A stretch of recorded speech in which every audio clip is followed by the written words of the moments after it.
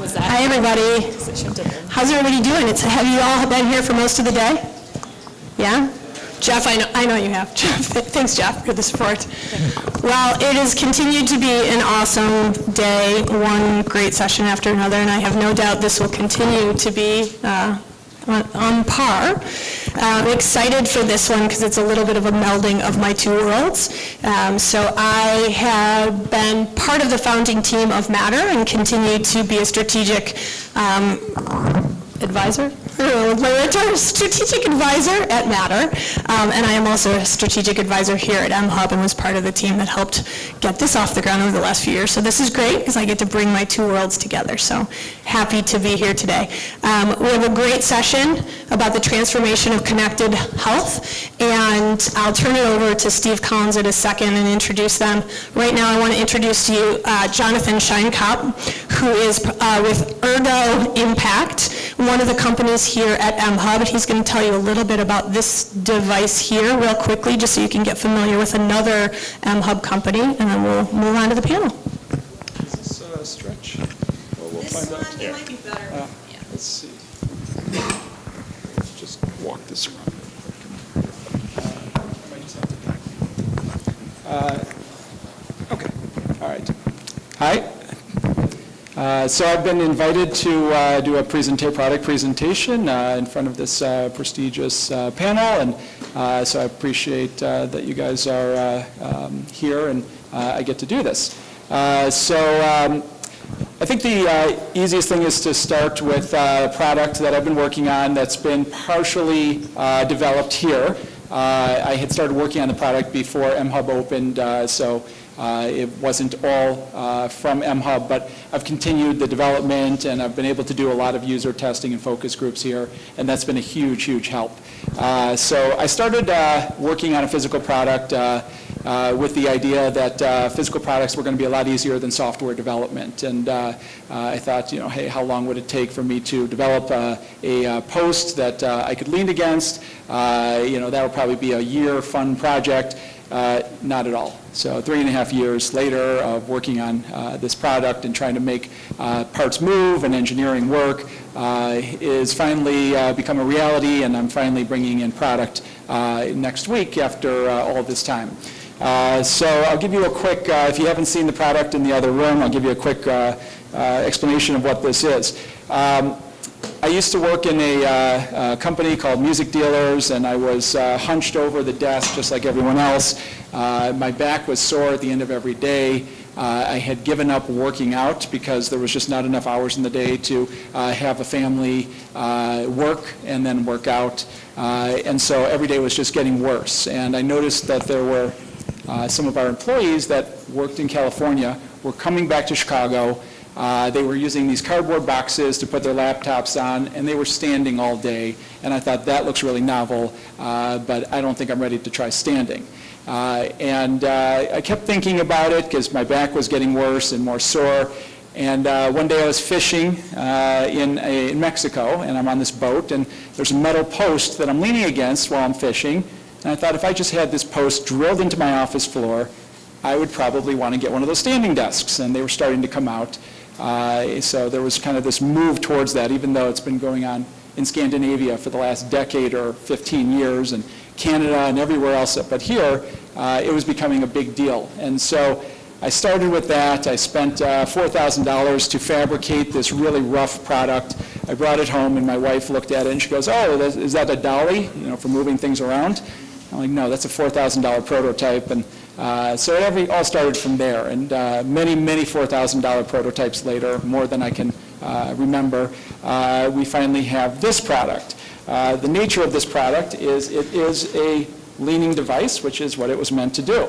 So I can lean on it, and I'm going to try to do this with one hand. I can perch on it, and I can also take it all the way down and sit on it. So this was a product that was born of a need. It was the need to correct my posture.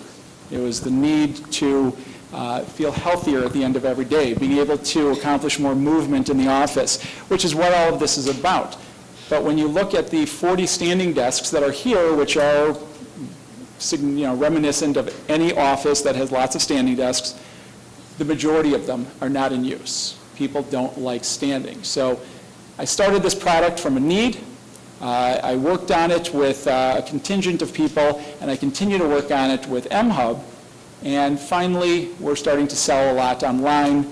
We're selling through dealer channels. Hopefully it'll be in your companies soon, because this actually makes that whole dream of feeling healthier in the office a reality.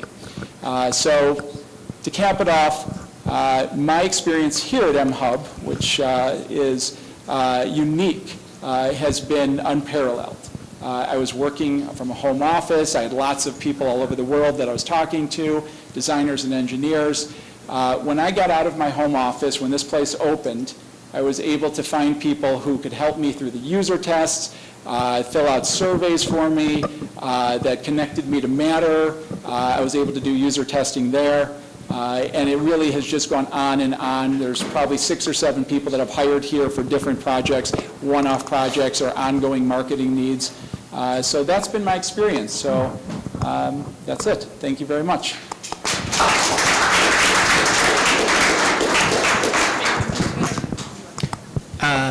I'll do it. Thank you. All right. So my name is Stephen Collens. I'm the CEO of Matter. For those of you not familiar with Matter, we're a healthcare technology incubator and innovation hub. We're based in the Merchandise Mart.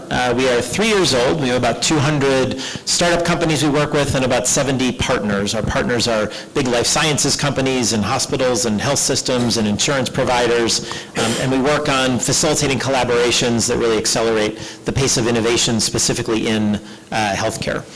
So we have 3 panelists. I'm going to let them briefly introduce themselves in a moment. But first I have a couple of questions. So the first question is, when was the last time anybody held a microphone that was attached to the wall?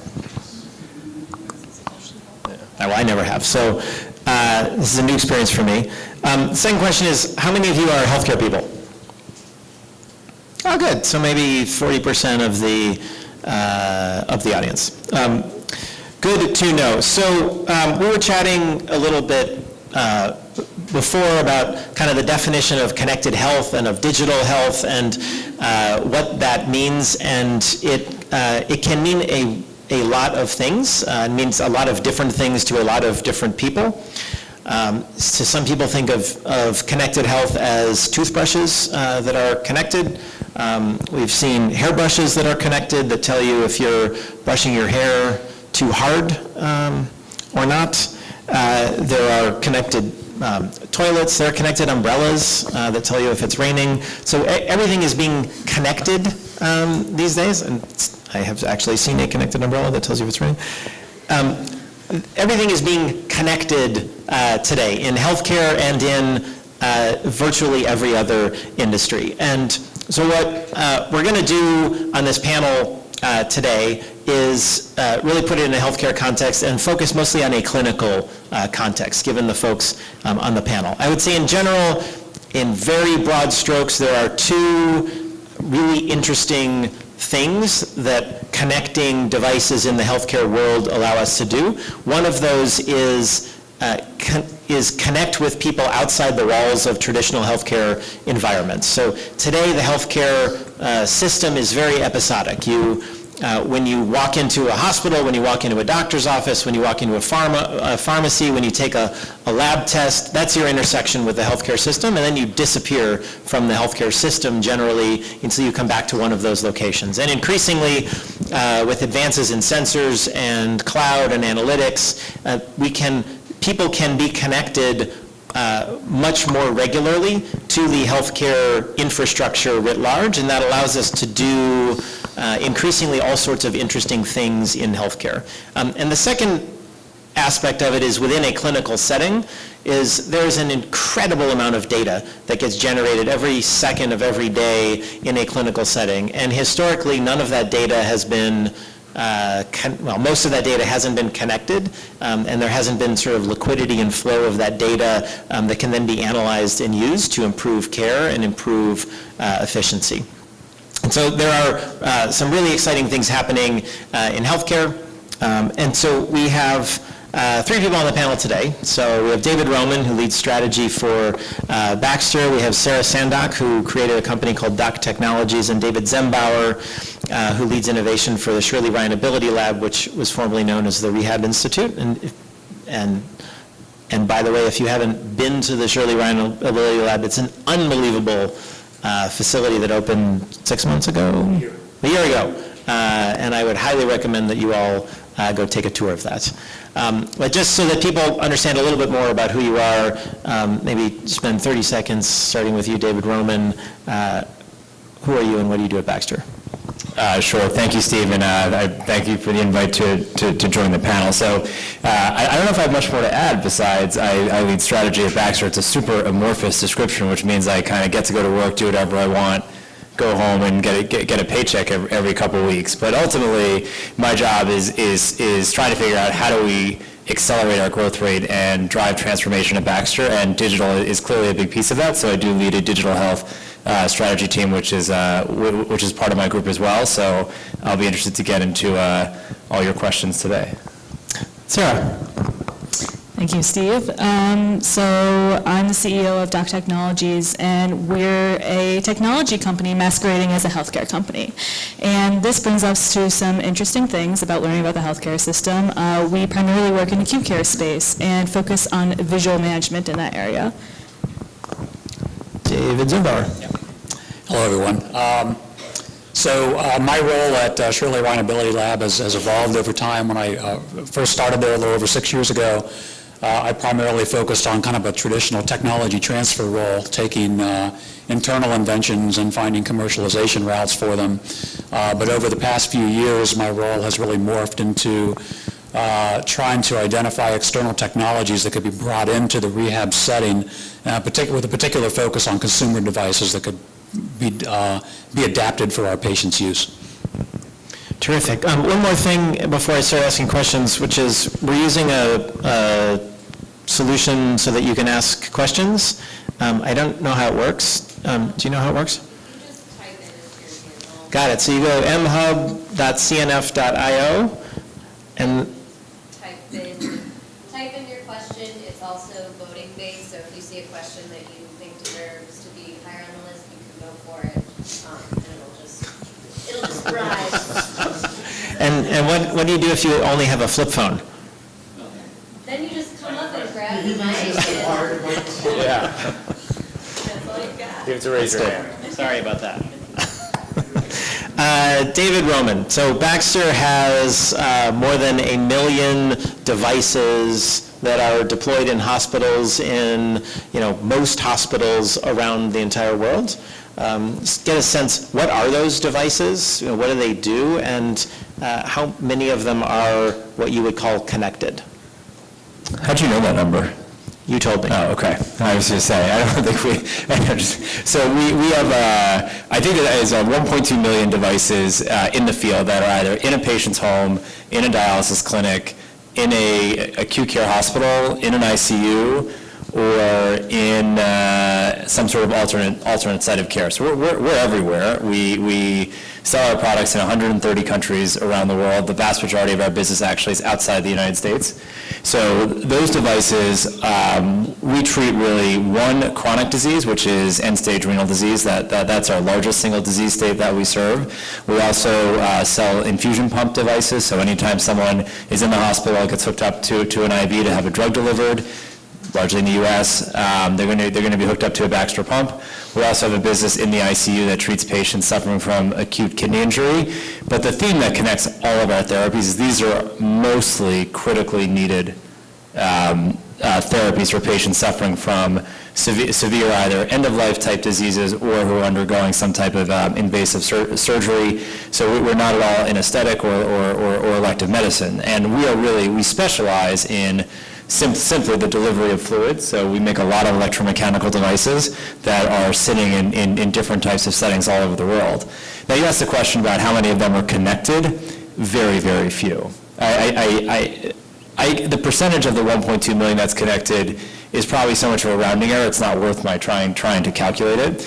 And the reason for that, and I think you brought it up really in your preamble, is our devices were designed for the needs of a market that delivers episodic care. So our customers tell us we need to remove fluid from the kidney, we need a dialysis machine, so make us something that dialyzes a patient. So the needs of the marketplace is exactly the products that we manufactured for a long time. Now, the needs of the marketplace are changing, especially as we talk about things like accountable care organizations and bundled payments, and everyone's talking about how healthcare rising costs are uncontrollable, et cetera, et cetera, et cetera. So the whole idea of managing a patient across the continuum of care is now what our customers are demanding. So we, most of our device, all of our next generation of devices will be connected. So that, what does connected mean? It means the devices wirelessly will transmit data to an electronic medical record, for example, in a hospital. They will transmit data from a patient's home back to a physician if they're being cared for at home. They'll transmit data from a dialysis clinic back to a nephrologist's office or into the hospital as needed. So we will have, all of our devices will be able to collect information. Now, it can be connected to areas where you can collect information. I think the more interesting part of it for us is once you get all of these data from these patients, we see two other very important parts of the chain of creating value there, which are analyze the data, so figure out what it means, and then lastly, do something with it. So can we inform a clinical decision and allow healthcare practitioners to make better decisions for patients on the heels of some of these data? So we're launching a new infusion pump in the first half of this year, and that pump will have what's called auto-programming, which means the pump will be able to send data real-time wirelessly to an electronic medical record, and you will be able to send information back to the pump from the EMR, and the EMR will be able to respond to what you're doing. So what that means is if you are trying to deliver a drug to a patient who has some sort, either has, somehow, God forbid, you make the mistake that they have an allergy to the drug, the EMR will tell you not to deliver the drug. So that kind of interoperability, auto-programming will be very valuable in that setting.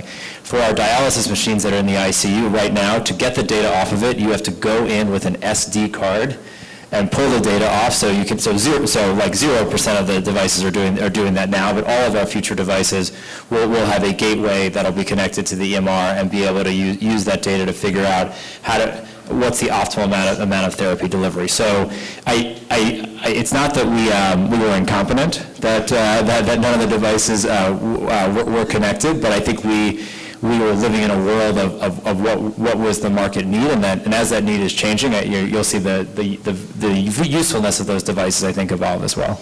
And just so for people who maybe aren't healthcare people, which was I think the majority of the people in the room, there's a huge issue of medical errors, and one of the common errors are prescription errors in the hospital, and something, I think it's 6 figures of people die every year of medication errors. And I think the cost associated with medication error in the United States is $42 billion. Yeah, it's an astonishingly large problem, and there is such a high, and it's also not that all the nurses are incompetent either, it's that there's just such a high volume that a tiny, tiny, tiny error rate translates into massive complications and a large amount of expense. So just to put a point on what you're saying and some of the possibilities of connected devices. So today, what happens is there's a human being that is supposed to validate that it's actually the right patient, it's actually the right drug, but there is intelligence sitting in a database somewhere in the electronic medical record that could inform if somebody misses that there's a drug allergy. Is that right? But today, your pump, which is delivering that drug, doesn't have any way of connecting to that database and sucking that data out and validating that are you clarifying? It goes one way, not two ways. So the information can go into the EMR, but you can't actually have any interaction with the EMR. So it's basically just, it's the same thing as a nurse taking a piece of paper, writing something down on a chart and sticking it in a file. All the difference is no one's writing stuff down, it just goes into an electronic file, which is as useless as a piece of paper sitting in a manila folder. And that's another, so I would also, for those of you who pay any attention to digital health or connected health, the hype cycle around digital health has been, I'd say, off the charts. which is not uncommon for any new technology or new application of technology. But this is an area where it sounds like soon there will be, real demonstrable clinical value that is coming from when you connect your devices. All assuming the FDA cooperates with us. Yes. Right. Sarah, so what is the problem that Doc Technologies today is trying to solve, and how are you trying to solve it? So there are a lot of problems that we're looking to address with our device. And for those of you in the audience, what we produce is this wristband that once you snap it, it immediately starts a timer embedded in this wristband, so you can see it count up minute by minute. And in acute care, time is brain, time is heart. Cases of sepsis and stroke need to be treated in very specific time windows. And specific to what David and Sifa talked about episodic care, this is also a big problem when it comes to emergency cases. You have little cases. You have EMS, they take care of the patient. Then you get into the hot ED, they take care of the patient. Then neurology, then they take care of the patient. Sometimes they're moved, sometimes they come back. Really what it amounts to is a lot of transitions in care and a lot of handoff. And when you have cases like that, it's sometimes hard to attach information to a patient. And so there's a lot of ways that hospitals address this. There are lovely connected systems, software triaging systems in the hospital that are supposed to transmit data anywhere the nurse goes or the team goes. But in reality, these systems don't really get used much. There's not really good ROIs attached to them. And they're very hard to use because these clinical teams can be big, they can be kind of geographically located all around the hospital or other hospitals all at the same time. And there's a lot for them to do, and really their primary focus is to focus on the patient. And when it comes to pulling data and documenting data, that kind of gets in the way. So what we're specifically doing is taking one piece of information, time, and making it very easy, super transparent to figure out what that is. So when you're given a patient from EMS, you know how long it's been since first contact. When they transition from hospital to hospital, they know how long it's been since first door time, which is an important metric that certification groups use, and also reimbursement definitions and all these other lovely things with the quality department and quality improvement initiatives. So very simply, we put time in sight, we attach it to the patient, so we make it so that wherever that patient goes, that one piece, that important metric, time, that's so directly related to care is easily found. And we kind of do it in the opposite way. A lot of companies like to pull data and then try to get some behavioral changes. We just put time there, we get that behavioral change, and then we collect it. We kind of say, the most important thing is making sure treatment's gotten, and then after that we can now analyze the data and move forward. Thank you. We're going to come back to you, but David Zembower, the Shirley AbilityLab is, I believe, the #1 rehabilitation facility in the world, and has been for like forever, or for a very long time, like 20, 30 years. 26 years, 26 years. Something along that. It's an incredible facility. So how rate yourself on, how advanced are you in connected devices, and where are you using them, and what are the opportunities that you see? Well, it's hard to rate where we're at because I don't have direct experience with other institutions. I'd say that the types of products that are available, we do a pretty good job of integrating those into our workflow, but there are tremendous gaps. So most of the tools that are out there are for collecting very basic physiological functions, heart rate, ECGs, traces, blood pressure, things of that nature. And so we, of course, have an electronic medical record system that captures all that data. We've created dashboards such that when our clinicians walk into a patient's room, they can immediately see on a screen all this, relevant data for that patient. There are frankly tools that just don't exist that are highly needed by our patient population. So most of our patients, particularly on the inpatient side, are people that have suffered a neurological injury, such as a stroke or a traumatic brain injury or spinal cord injury. And In addition to cognitive dysfunctions that come along with those types of injuries, one major hallmark is motion disorders, okay? So difficulty in walking normally or walking at all, being able to use their arms and hands, and with the plethora of sensors that are out in the marketplace right now, one would think that there are products that would be available that could very accurately quantify and qualify a patient's ability to move, but they just don't exist. And you look at all the motion trackers that are on the market for consumers, for healthy people like you and I, you can wear them on your wrist, you can walk around all the day, and at the end of the day, look at it and it tells you how many steps you took, okay? So, and it's reasonably accurate enough for what we want to use it for, right? Just to tell us if we're somewhere close to that recommended 10,000 steps a day. But I can tell you, I've had one of these on my wrist and sat and watched it count steps as I'm driving down a car park. So, and you put, one of these devices on a patient that doesn't walk normally, that, has a very impaired gait. For instance, someone that's had a stroke, so one side of their body doesn't work quite right, so they have a very asymmetric gait. They walk very slowly. These devices don't know what to do with that data that's coming off the sensors, right? The algorithms are developed for tracking the activity of normal people. So, the products just don't exist, and that's a major research emphasis of ours at Shirley around AbilityLab right now, is taking sensor devices and developing the appropriate algorithms for our patient population so that we can better measure and quantify the ability, so to speak, of patients, and be able to track over time how that changes, whether it's an improvement or whether they start going in a different direction.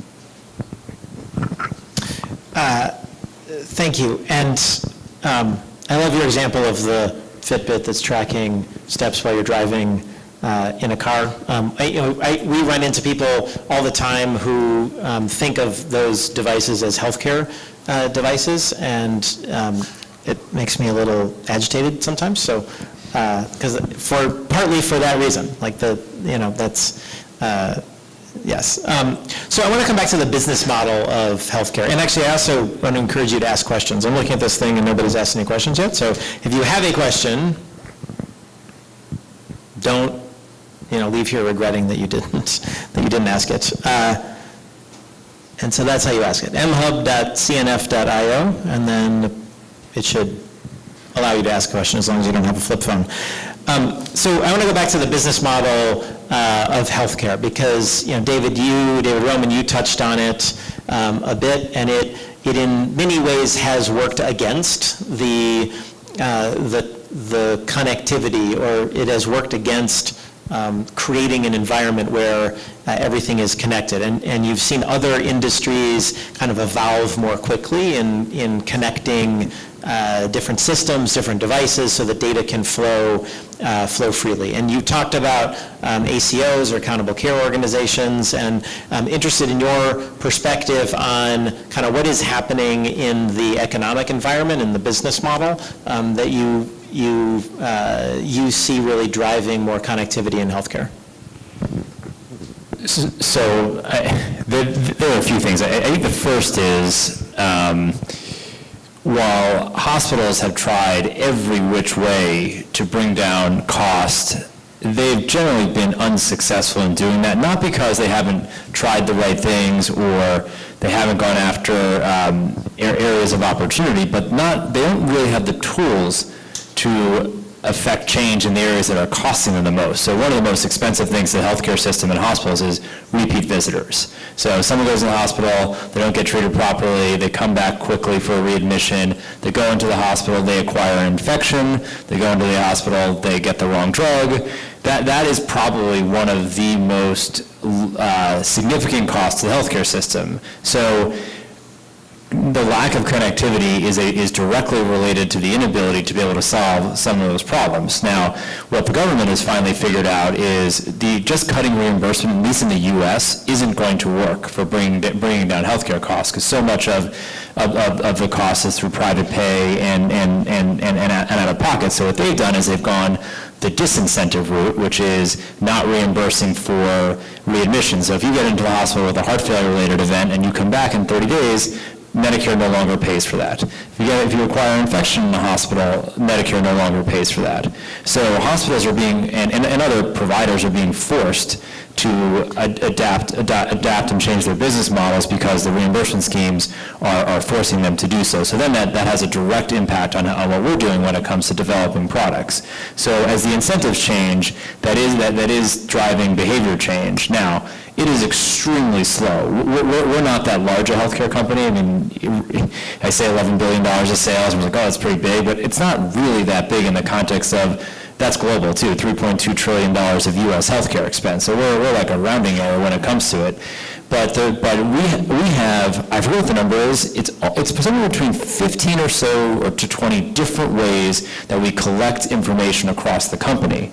And we only have 6 businesses. So if you extrapolate that to how many different EMR systems there are out there, how many different devices hospitals are using, you go into an ICU, you might see devices from 60 different vendors around one bedside, not all of which are configured the same way, not all of which talk to the EMR the same way. So there's a huge challenge. The other challenge is I think, and I don't mean to speak disparagingly about EMRs, but they have accomplished one thing, but they've also created another challenge, which is now you have all of this information, and you just have reams and reams and reams of digital data instead of basements and closets full of folders. And very few people actually mine the data and know what to do with the information. So everyone's probably heard about sort of the revolution in gene sequencing, right? You can sequence a human genome for a couple $1,000s now. So there's something like terabytes or zettabytes or whatever the biggest number is of data sitting out there, of gene data. No one has a clue how to analyze it or what to do with it. So data's cool, and it's great to have all this information. So what we're seeing now is a ton of companies working on data analytics, and I hate using the words machine learning and AI, and because they're super cliche-ish, and I don't even know what they mean necessarily, but that's sort of the next step here is we have all this information, like what do you do with it? How do we actually make use of this whereby someone can make a clinical decision? And I'll give one really specific example that's not related to us. So there's a company called iRhythm Technologies. It's a public company. They did about $100 million of revenue last year, pretty rapid growth. And the reason I think they've been so successful is they didn't try to it's in heart failure, all of heart failure in one fell swoop. I think sometimes when these digital health companies are trying to do too much or not actually solve a problem, but what iRhythm did is people may be familiar with a Holter monitor. If you have risk of a cardiologist thinks you might have a cardiac-related event, they'll give you a Holter monitor. It looks like a big 1980s cell phone that you put around your neck, and you have all these sensors hooked up to you. You get data every 2 weeks. iRhythm came up with a patch that's the size of a quarter. Stick it on your body, you get data real time. Physicians get a super easy to read report, but it's like on the front page of the report is, do this. And then they can read everything else in there if they want. Whereas I think a lot of companies approach us like, oh, we give you a 77-page report. Well, the doctor's like, I saw 60 patients today in an 8-hour day. I don't have time to read 77 times 60 pages worth of reports. So they've been so successful in giving clinical decision support. And that's sort of like where we need to go. Is we're working to try to connect our devices. That's great. But now we need to work, once we collect all the information, analyzing it, and then actually informing a clinical decision. And then I started to ramble. The last one is, how do we get paid for that? So there's very clear benefit to the healthcare system, but to be brutally honest, as a manufacturer, we have an economic interest as well. So if we're developing technologies that we believe end up saving the system money, which is a key, we will not develop any product that we don't believe is clinically and economically advantageous now. We'll not get past the initial design gate in R&D, but we need to figure out how do we get paid for that. And I think the world, when it comes to digital stuff, is used to getting it for free. So it's a challenge, but I think a combination of incentives,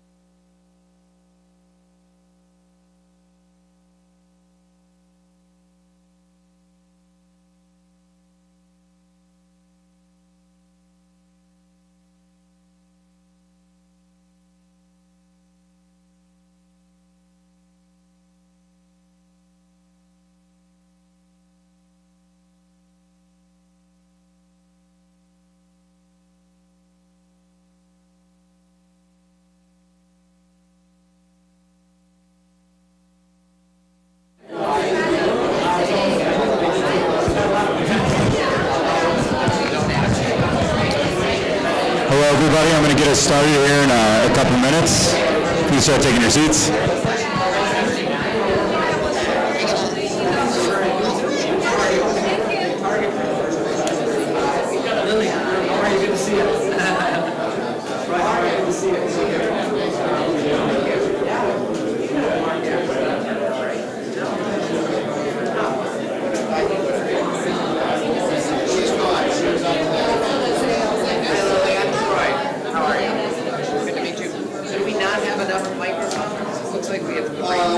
By how the system operates and how there's dysfunction in areas where they didn't necessarily expect dysfunction, and are challenges in getting their products to market where they didn't necessarily anticipate those challenges. And wondering, this is your first company you've built, and as you kind of march into healthcare landscape, what are the surprises that you've seen? Yeah, so I think it's important to know that I came from a medical background. I built medical devices for companies, for physicians, for researchers. And there's a huge difference between the medical landscape and the healthcare landscape. So when I really approached, how does healthcare work? How do teams work together? How is it all administered? I knew that from a very academic sense, and maybe the very shiny, gleaming world of what I'm told. And, I was familiar with maybe the problems I'd be anticipating, but I never really understood. So I came into this saying, look, there are a lot of timed events in healthcare. It would be great to really know the actual times for how long any device has been on a patient, how long people have been in certain systems, because there's a lot of data discovery yet to be done for infection rates and all sorts of lovely things in that area. But as I actually went into the EDs, as I shadowed patients, as I shadowed nurses, as I learned how people documented, I learned that everything I knew, it was interesting. And it depends who you're talking to. Administrators and doctors have one answer, and nurses have another, and then you watch them and no one was right. And what have I learned? It's very complicated, and you're not going to know how it works unless you actually go to the hospital and just follow everyone. And there are a lot of ways that people do things. There are best practices, there are guidelines, there are hospital-specific protocols, and they don't work for everyone. And then there are also a lot of tools that are purchased that don't do anything or sit around.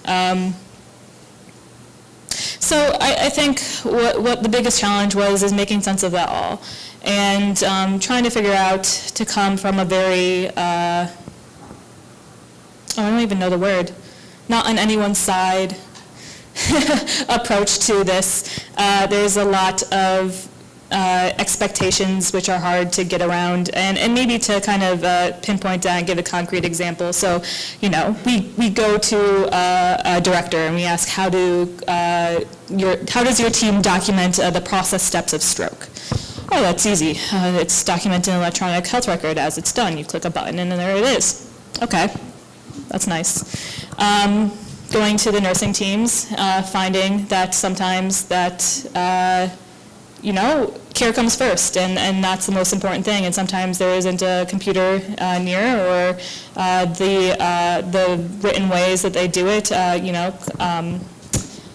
supplement other digital forms of documentation, and it's a messy, messy world. And I think the biggest surprise I found overall is the difference between what patients need and just general usability of the clinicians versus documentation and the data the system expects. It's a huge trade-off, and I think that's what we're really trying to focus with Doc and everything we're doing. Thank you. All right, so we went from having no questions to 1 million of them, so I'm going to start asking them. Should we start with the flip phone guy? Yes, flip phone guy. I've got a quick question. The premise is that connectivity and data will make things better. That is the premise. Maybe. I mean, is that been shown? That connecting and data will make things run better or be much better? I'm a practicing physician. All right, so we have a question from a practicing physician, We are connecting in a sense, understand. which is, We don't have equipment feeding in and all this stuff, and then we get overwhelmed with even more data. Has anybody really shown this? all right, David Zembower, we're going to start with you. So the question from a practicing physician with a flip phone is, is more connectivity and more data going to actually improve outcomes and improve healthcare and improve the quality of the healthcare system? And I think... I'll pick this, pharmacies right now look at allergies and the electronic medical record, and your piece of equipment isn't going to know what's being pumped on that. If somebody enters it, the drug. Well, there's- Pharmacies have check systems in place. I understand there's failures, but usually because they didn't put the allergies in correctly. So these pumps feeding back out, how's that really been shown to improve things? It's an interesting question, and I'll tell you, the CEO of the American Medical Association is on our board, and he has said, and the view of the American Medical Association is that the electronic medical record, which is basically healthcare's way of digitizing and taking reams of file folders and putting that in an electronic format, has been the single worst thing that's happened to doctors in the last 20 years. So there is some precedent for really questioning. I think there's now an ingrained mentality in a lot of healthcare that, do we need more technology? What are we going to do with all this? We have all this data, and it hasn't led to more information and more insights necessarily, and it's created a lot of extra hours doing stuff that isn't related to patient care. And so there is a frustration that we've seen sort of across the board. But David, I want to start with you because you are, you're running a healthcare, you're in a healthcare facility, and I wanted to, what is the potential that you see already today with more connectivity, and if you don't already see that today, what is the potential that you do see? Well, I guess it really comes down to what's available today. I just don't think there's a ton of connected devices available today that really can be integrated into a hospital setting. There's a fairly ambiguous FDA approval process. A lot of these technologies are very new. Like I said earlier when I was speaking, is that there are new devices that can maybe make it a little bit easier to collect very well-known and very well-established vital signs. But is having a device that, measures, for instance, a blood pressure and transmitting that wirelessly into your electronic medical record, does that really add a tremendous amount of value versus the nurse just typing it in while she's standing there? Maybe, maybe not, right? It doesn't really change the game very much. I think, from the perspective of our patient population, there just really aren't the tools available. They never have been. And these are things that we see on the horizon, but they're tools that just haven't been invented yet. And it's really because the availability of low-cost, high-quality sensors that give you data with very high fidelity have only been available now for just a few years. And so there are many companies working on these types of things, but like also pointed out earlier, most of these companies have focused on consumer markets because consumer markets are huge. And the barriers to getting a product launched into the consumer market is very low. You just have to convince somebody to buy it, right? Whereas if you take a sensor and try and introduce it into a healthcare system, you have to go through some type of regulatory approval process, or if you don't have to do that, you have to be able to convince hospital administration that this is a viable tool and it's going to be able to allow you to improve your practice or lower your costs or some combination of those. What we've seen is a real lack of those types of devices. No, we have companies... Let the seas part so Karen can walk up here.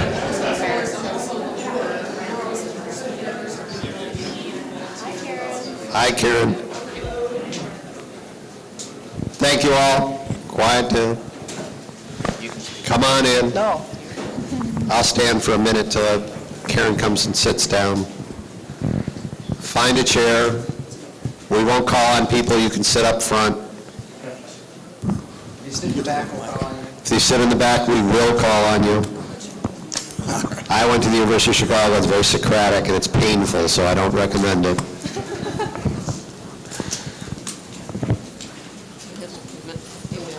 The wheels to stop the thing from rolling.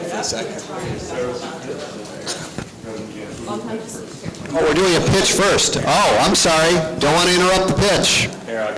Okay, here's Vanessa. Thank you guys. Again, like Steve said, feel free to untangle this. There we go. Feel free to come on up. We will be taking questions, but there's a website you can go to. It's on the wall, mHUB.cnf.io. There we can aggregate all the questions and then essentially ask fewer, make sure everyone's questions get answered. Come on in, guys, in the back. All right, well, welcome to mHUB. We're really happy with the turnout. We've got blockchain and artificial intelligence going on in the other room. Here we'll be talking about spurring investment in product and manufacturing businesses. And so before we get to the panelists here, I want to introduce Alexi and Tom to talk about SIA.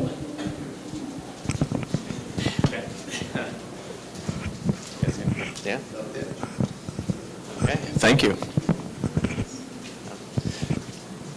Hi, I'm Alexei Mladenov. That's Todd Krushank, bashfully sitting in the front there. We are the CEO and COO of Surgical Innovation Associates, and we're headquartered, thank you, we're headquartered right here at mHUB. Now, what we do is develop and commercialize for-surgeon, by-surgeon innovation in plastic and reconstructive surgery. The company was initially started almost exactly 2 years ago in order to develop a piece of IP invented by a key opinion leader in breast reconstruction just down the road at Northwestern. Now, breast reconstruction carries extremely well-validated and robust psychological benefits to women who have undergone the emotional trauma of a mastectomy. And that technology, our first product, provides an absorbable surgical scaffold, kind of an internal bra, if you will, to make those procedures safer, more cost-effective, faster, and less painful for the patients undergoing the reconstructive journey. Now, since starting the company 2 years ago, we've raised 2 rounds of funding and are right now in the midst of a Series A. We've taken that patent, that idea from the pages of that patent, developed it into a final product, built around us a team of key opinion leading clinical advisors, and taken that product through the testing to support FDA submission later this month or early next month. But along the way, in developing this clinical expertise around us, and developing an advisory board of commercial and regulatory experts in plastic and reconstructive surgery, and developing expertise with regard to the product itself, we found that the same technology and the same network could be leveraged in order to develop our pipeline device, which reappropriates that kind of mesh scaffold technology and some cutting-edge stent and laparoscopic technology in order to provide a minimally invasive cosmetic lift procedures, if you think about facelifts, neck lifts, things like that, to patients who don't want to undergo a full open procedure, or to practitioners who are not trained in performing those full open procedures. And that's what really brought us to mHUB. We don't have the engineering expertise to tackle the kind of hard manufacturing and mechanical engineering aspects of that device. Well, what really brought us to mHUB initially was their stellar prospective member outreach team and emails. But what kept us here was the combination of the human capital that we found to fill the gaps in our own expertise, and obviously the capital equipment that has supported rapid prototyping to help us already have achieved 2 cadaver studies on this new device and be in the midst of finalizing that introducer mechanism for that technology. And I think that's a recurring theme that you'll hear throughout this whole day, is that there's a unique marriage here of diverse intellectual capital and the actual machinery in order to reduce innovation to practice that makes this place unique. So thank you. Thank you. Your email is somewhere if people are interested, they want to get in touch with you, how do they reach you? You can walk over to Surgical Innovation Associates office during lunch and say hi, or it's Alexei, A-L-E-X-E-I, at Surgical Innovation Associates. Long, but easy to spell. Great. All right. Give them another round of applause. Somebody trying to do something hard. Good. Do you want us to just kick off and we're just going to introduce each other? Or will you play? Okay. Let me quickly introduce myself, but I'm the least significant here. I'm just going to try to keep people from coming to blows. My name is Steve Koch. I was present at the creation of mHUB. And this is an idea that I think many of you know germinated for a while and came out of a need for a place that was going to be a center of excellence and a center of innovation and manufacturing. I had the opportunity to do that while I was serving as deputy mayor of Chicago, and now have the pleasure of serving on mHUB's board. And with that, more importantly, everybody want to just take a minute to introduce themselves, where they come from, and sort of their connection to the world of financing innovation. Sure. So I'm Troy Hennekoff. So as an entrepreneur first for many years, actually one of my very first customers is sitting back there, Bill Houston. Was it 1987? Something like that, doing software development. But was an entrepreneur for many years, built a bunch of companies, and then decided I enjoyed helping other entrepreneurs more, and so got very involved in first angel investing, launched a fund called Firestarter Fund here in Chicago, started Accelerate Labs, which became Techstars Chicago, and then 3.5 years ago launched Math Venture Partners. So I have, around the investing circles, I've been the entrepreneur raising money, raised friends and family, angel, and venture capital, as well as participated on the other side as friends and family, angel, and venture capital. The one caveat is I haven't done a lot around hardware. My undergraduate degree was mechanical engineering, but I've spent most of my time with software. I'm Lily Young. I'm the VP of Molex Ventures. Hopefully for those of you guys who know Molex's name, hopefully that response is really good, high-quality connectors. But we are hoping to branch out from the connector name, so hence investing in a lot of adjacency and far-out areas in medical, automotive, and industrial space. We've been doing this since 2012, and then Molex Ventures was officially established actually early January 2017, but we didn't really quite announce it until the end of the year 2017. But I'm actually very happy to see a lot of familiar faces here, including our portfolio company that's also on the panel as well. So I'm Jacob Babcock, CEO and founder of New Current, and New Current is a portfolio company of Molex Ventures. They invested in our Series A round in 2014, and we've raised Series B round and alternative financing in addition to some angel rounds. And we're a wireless power company that makes electronics and hardware, electromechanical assemblies that go into other businesses' products, for example, like into an iPhone where you have an antenna, you have some circuitry in there. We make those antennas and circuits that go into their phones so you can charge them without plugging them in. I'm Karen Carr. I'm Executive Managing Director at GE Ventures. We're the corporate venture capital group for General Electric, so we're investing in things that are strategic to GE. GE's involved in the healthcare, power, broadly speaking, and aviation and other industrial areas. We are investing in hardware and software. We've got about 100 companies in the portfolio. So this should be interesting because I didn't do this, but Maras and others assembled this panel, and if you think about it, we have people who come at both investing from what I think will be slightly different viewpoints and might be of interest to all of you as to how people think about that, and then a youngish company that's sort of gone through this process and understands a little bit of the difference from the standpoint of a capital user. So maybe the way to start, Karen, you could kick us off if you don't mind, on sort of how the distinctions of how GE in particular, but a corporate venture investor thinks about things and how you view the world and what's useful for people to understand about your frame of reference, and then in juxtaposition perhaps to Troy representing the independent fund world.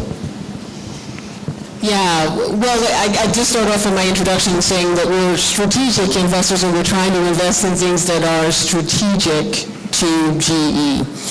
Now, the definition of strategic sometimes requires some creativity on our part. And there's always, I think, a tension in corporate venture as to how close you're investing to the current core areas of the business. And for us, I think what we're trying to do is invest a little bit ahead of the businesses, maybe 3 to 5 years out. While the businesses are focused on making their quarters, we can think about innovations that can help them in a 3 to 5 year time frame. And we can also think about things that can disrupt them as well. So for us, we bring a mindset, because most of the teams are led by people who came from financial venture investing groups. So we're also not here to make a return. That's how we keep our jobs, by making money as well. But although the return is... Preference. ones. I don't care as much as probably some other people do.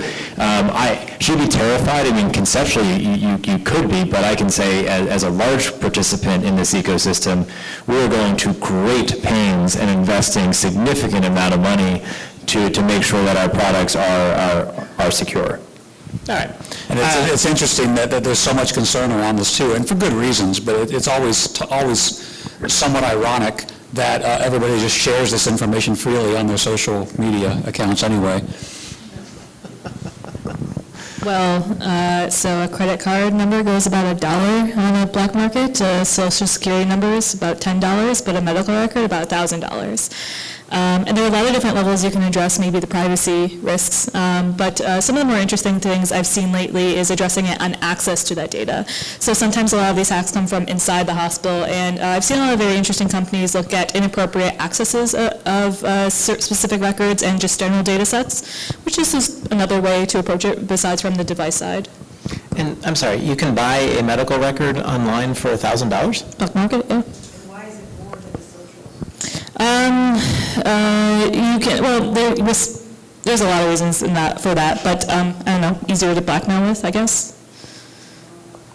I was trying to figure out why that would be interesting to somebody, but I guess that's a good point. All right, well, I just learned something new. But, all right, so to close it out, David Zembower, we'll start with you. Just 5 years out, what do you think the most dramatic potential that will be realized when it comes to the Internet of Things and clinical care?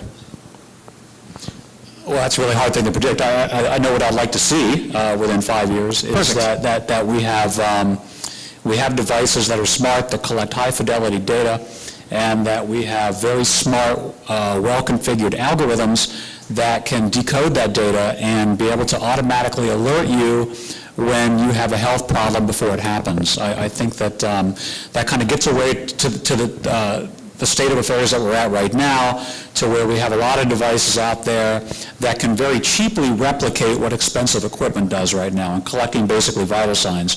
But there's a tremendous advances right now going on with artificial intelligence and neural networks that can look at these very large data streams and be able to predict when a person needs intervention. Tara? So I see a lot of healthcare-related groups, EMS, hospitals, a lot of other people participating, paying a lot of money for very expensive charts and pretty pictures. And a lot of these companies come in saying, like, we're going to make your data usable, and that's cool, that's nice, but where is the behavioral modification? What do you actually do? What processes do you implement after that? There's a lot of, I don't know, not following through, I guess, in a lot of that area. So kind of like David Roman mentioned, how iRhythm takes the data in and says, look, here's the one thing you do. I think that I would hope that, honestly, the healthcare industry brought in a lot of UI, UIX people and said, okay, we have data, what do we do with it? How do we make it usable? How do we make it very easy for clinicians to access that data and then move forward with it while they're caring for patients, because they don't want to have another, hour-long session at the end of the day to say, okay, what are my metrics, how do I improve? And that already happens to a large extent, quality departments and fallouts and shame and blame programs and all sorts of lovely things. But yeah, I think usability of data and how that really becomes a part of care by making it more easily accessible, transparent, more words. But yeah, sorting it. David Roman, is that what we're going to see? What do you think we're going to see 5 years out, and you get the last word? I would agree with those two sentiments, but what I would add to that is I would like to see, or would like to believe that in 5 years, we're going to have a lot more clarity on what the value of all this connected stuff is. I hate calling you the doctor with the flip phone, but you didn't give us your name. But that is, I'd like to see an evolution of this marketplace to where there's a clear definition of what is a successful connected device, and that you do see a sort of graveyard emerge. I hate to put it that way, but I think if you read Rock Health, they say $4 to $6 billion a year has gone into digital health. The return on that investment probably is among the lowest ROIs in recent memory, and that's not because the technology is bad ideas, it's just super early, and we haven't figured out how to adopt this type of technology. So I would think as healthcare systems